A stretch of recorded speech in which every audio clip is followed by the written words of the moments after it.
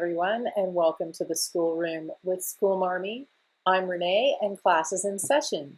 So today, as promised, we're going to talk about book banning that is going on. Now, the Dr. Duke show was talking about a situation where teachers are banning some classic works from the Western canon, including Homer's Odyssey.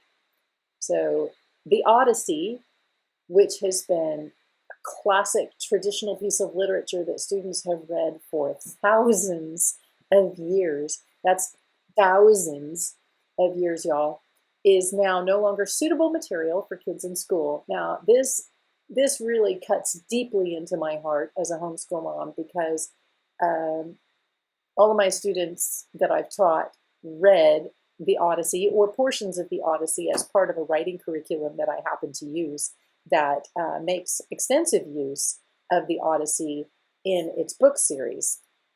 And if you're interested in that name of that curricula, it's a writing and English grammar curricula. It's called Classical Writing. You can go to Google it, go to classicalwriting.com. You can see all the books there. It's an amazing program. It's hard. Let me just state that one more time. It's not easy because easy isn't really helpful. Neither is it the point. Okay, so I'm just going to leave that right there. But what I wanted to talk to you about today was classical education to start with. So I found this great little website that actually has a timeline of education in American history by date, by year. And it's I don't know, it's about 20 pages long. And I printed out the whole thing, and I'm pretty excited because there's links to study all about the events that occurred over these years in the American educational history. And you can do a study on all of these different things that happened. This is published by a professor, Edmund J. Sass. He's a doctor of education, and he works at the College of St. Benedict and St. John's University. And I'll post a link in the comments to this website where you can get a hold of this timeline.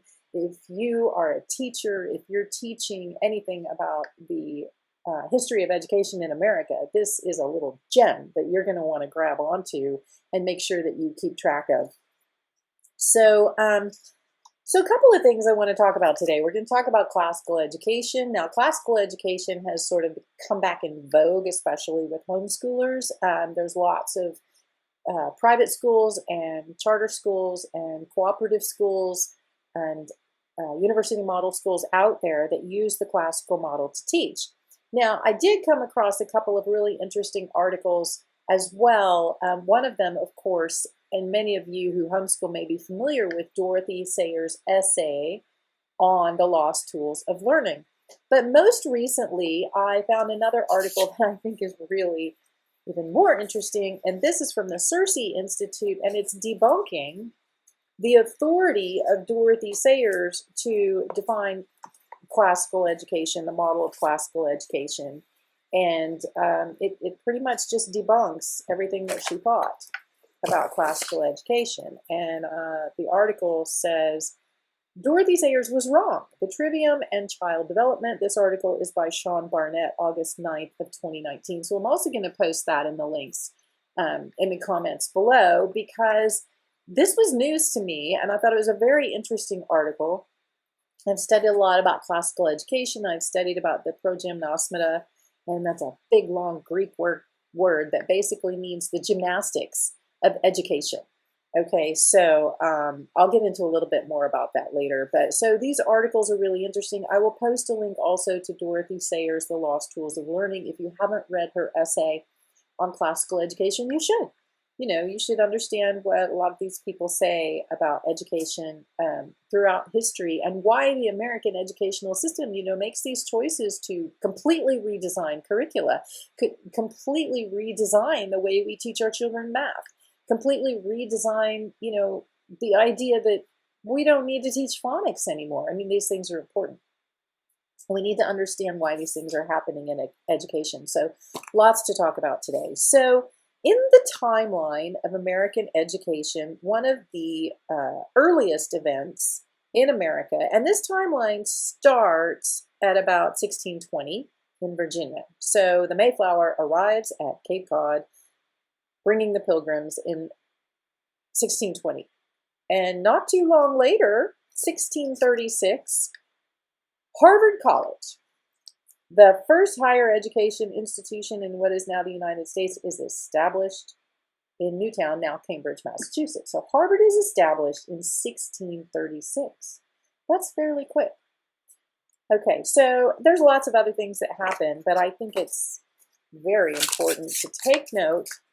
I noticed on this timeline that the first high school in America is having its 200th anniversary this year in 2021. In 1821, Boston English High School is one of the first public high schools in the United States to open. It's 2021. It's 200 years later, and they're celebrating their anniversary. So for those of you who think that American education has been around since the dawn of time, I think it's really important for you to understand that it's been around. The public educational schools and high schools specifically are having their 200th anniversary this year, and yet the first people came to this country from Europe in 1620. So I'm not talking about Native Americans and who was already here. I'm talking about the people who came to this country to pursue religious freedom. So that's very interesting. Now, what they brought with them, I think it's important to talk about what they brought with them as far as methods of instruction for education, because this is very important, because ancient Greek methods of instruction have been in use for a really long time, thousands of years. And I have this wonderful book called The Crea in Ancient Rhetoric, Volume 1, The Progymnosmata. This is by Ronald F. Hawk and Edward N. O'Neill from the Society of Biblical Literature Texts and Translations series. And, you know, half of this book is in Greek. So it's Greek on one side of the page, and it's translated into English on the other side of the page. And basically what we have here is we have information from the ancient Greeks from 3 teachers that made journals and made notes in ancient Greece, and we have material that is extant from that period that people have translated, and they tried to piece it together, because we don't have comprehensive documents and books. We just have pieces here and there. But we have a lot of information from a guy named Theon Aphthonius, and he was an ancient teacher in Greece. Okay, I should say he was a teacher in ancient Greece. That would be more correct. Excuse me. And there's this entry in this book that I just told you the title of, The Crea in Ancient Rhetoric, The Progymnosmata. Okay, and there's this entry in this book that says, by the early 18th century at Harvard, so Harvard was founded in, what did I say, 1636. Okay, and by the early 18th century at Harvard, Aphthonius was disappearing. The teaching of Aphthonius was yielding to the rhetorical manuals of 2 Harvard professors, William Dugard and Thomas Barnaby. And so it also says the emergence of a demand for a more scientific and less rhetorical curriculum occurred. There was a demand for a more scientific and less rhetorical curriculum. So basically, what I want you to understand here is, for thousands of years, learning happened a certain way. And that way is called the progymnosmata. And we'll talk about that in another episode.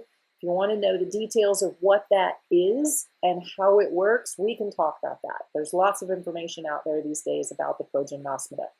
But anyway, these two guys at Harvard in the early 18th century, okay, decided suddenly that, you know what? I think we should maybe rewrite this curricula. I'm tired of it. This is kind of the American way in education, and it starts so early on. Well, you know, I just don't know if that's the best way to teach our kids. Maybe we should do it differently. It's worked for thousands of years. Thousands of years. People have come through this program and they've ended up on the other side very well read, very good communicators, excellent writers, the people who are educated this way.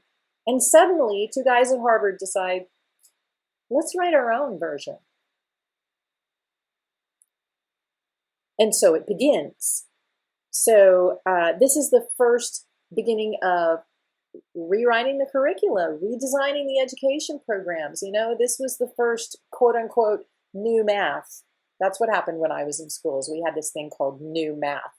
Now, these guys weren't mathematicians. Okay, they were, I believe they were actually English professors, but don't quote me on that. I'm not exactly sure. But anyway, moving on. So thank you, Harvard.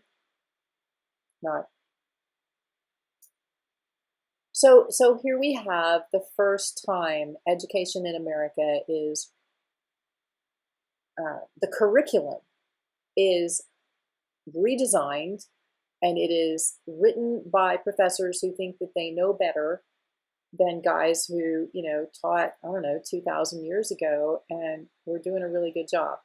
Now, I won't say that every teacher 2,000 years ago was perfect, because there is no such thing as a perfect teacher. There's no such thing as a perfect human being other than Jesus Christ. So that's my opinion, and I'm sticking to it. However, I will say we've gotten really bad at evaluating curricula in this nation. There's a lot of junk out there. And, you know, I don't want to be a naysayer, especially to those of you, you know, who have taken on the challenge of educating your kids at home, because that is no easy task. I know for a fact because I've been doing it for 15 years and it's hard. And along the way, I've read a few books and I've discovered a few things that I think are really helpful. And so that's why I started this channel, is because I want to help you. I want to help you if you're a public school teacher, a private school teacher, a charter school teacher, or a homeschooling teacher, okay? You're wearing those hats at home. But I want to talk a little bit about that ancient Greek system and how it worked. Because if you go watch the Dr. Duke episode number 377, which is in the links below, and they're talking about banning books. They're talking about saying, no, we've taken these out of the curriculum, and it's not going to happen. They've already done it. They've banned the Odyssey. I believe he mentions To Kill a Mockingbird. It's out. The Scarlet Letter, it's out. These teachers are celebrating not having to teach this stuff. Okay, and you know, there's a reason those books were in the recommended reading list for students to read. There's a reason that they're there.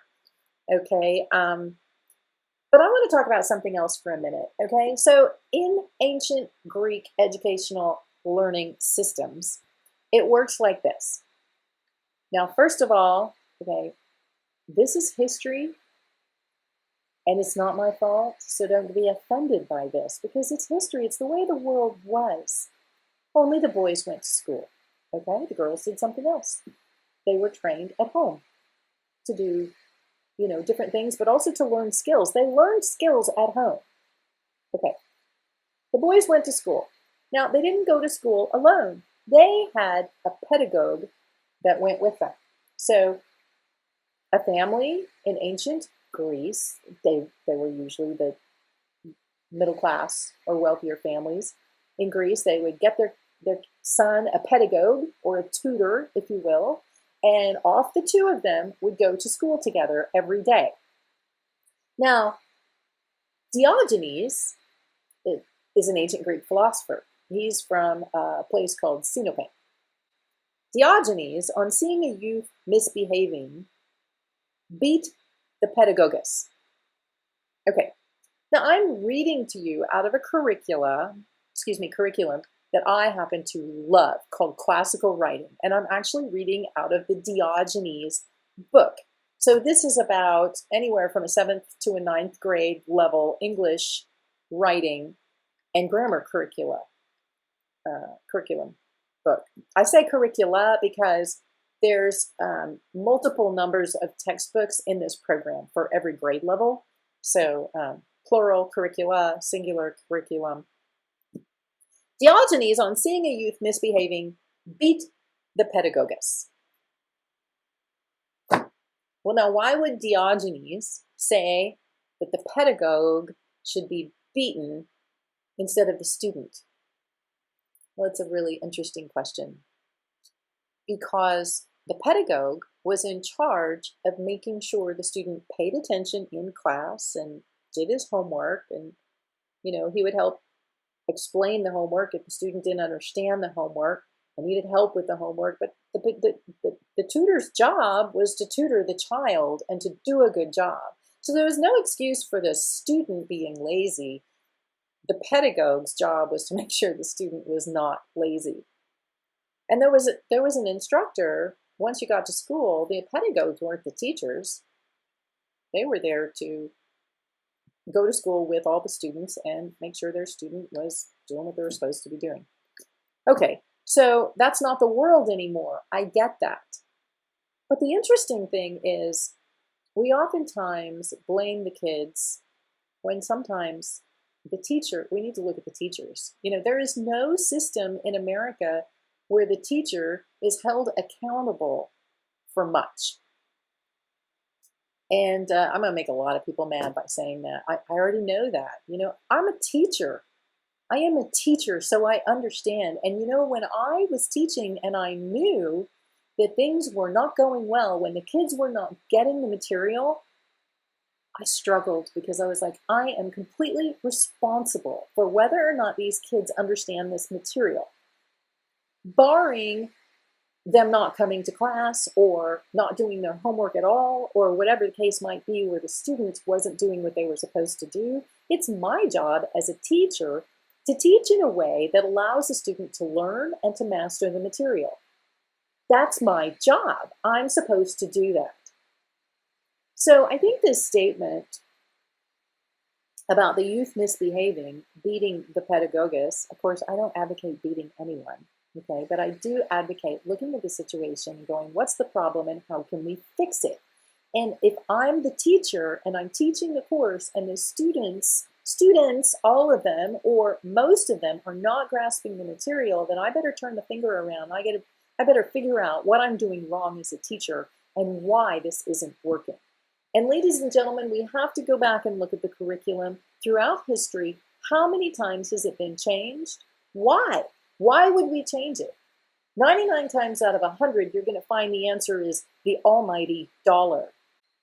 Because these professors at Harvard, they wanted every school in America, every other college that was developed to use their curricula, and they wanted it to catch on as a new ideology, and that's exactly what happened.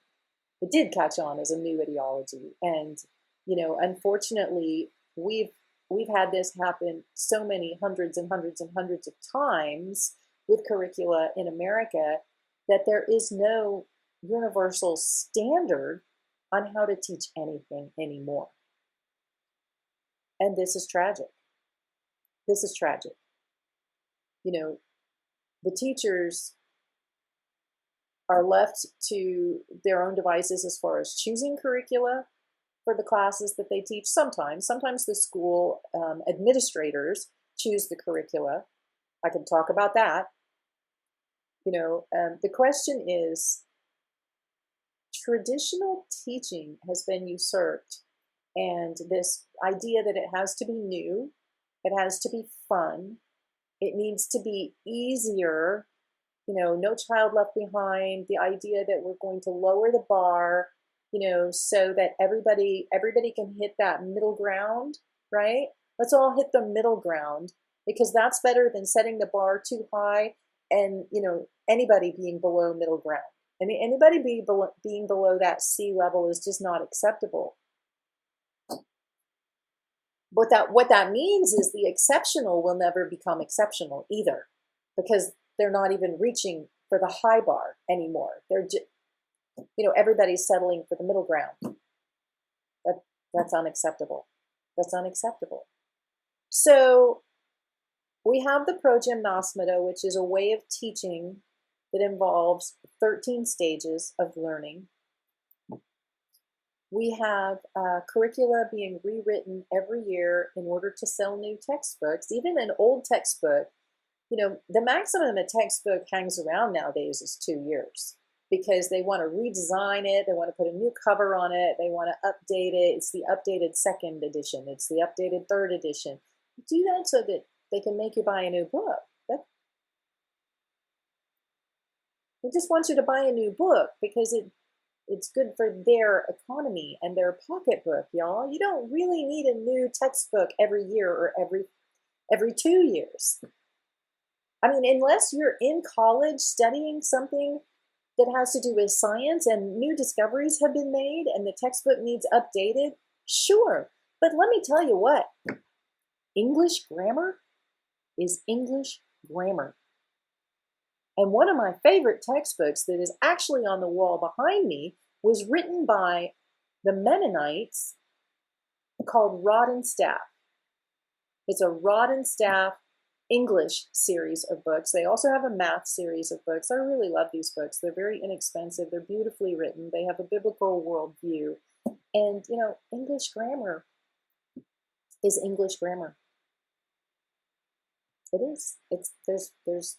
There's no rocket science involved in it. It's the same. You can use the McGuffey's Reader and learn English grammar. The Little House on the Prairie book, right? The McGuffey readers. The Blueback Speller to teach spelling. That was the first spelling book published. So, what have we talked about today? We've talked about the timeline of American education. We're celebrating the 200th anniversary of the first high school in the United States of America. We've talked about how 2 professors at Harvard decided that 2,000 years worth of educational structure and history was, let's throw it out. Let's get rid of it. We don't need that anymore. We'll just invent our own. And you wonder why there's hundreds of thousands of pieces of curricula out there to choose from. How do you know what the best curricula is for learning? Well, go get a 1950s math book to teach algebra. It's not going to be that much different than a book that's published now, other than the fact that, you know, it may not have as much advanced math in it. Algebra is algebra, right?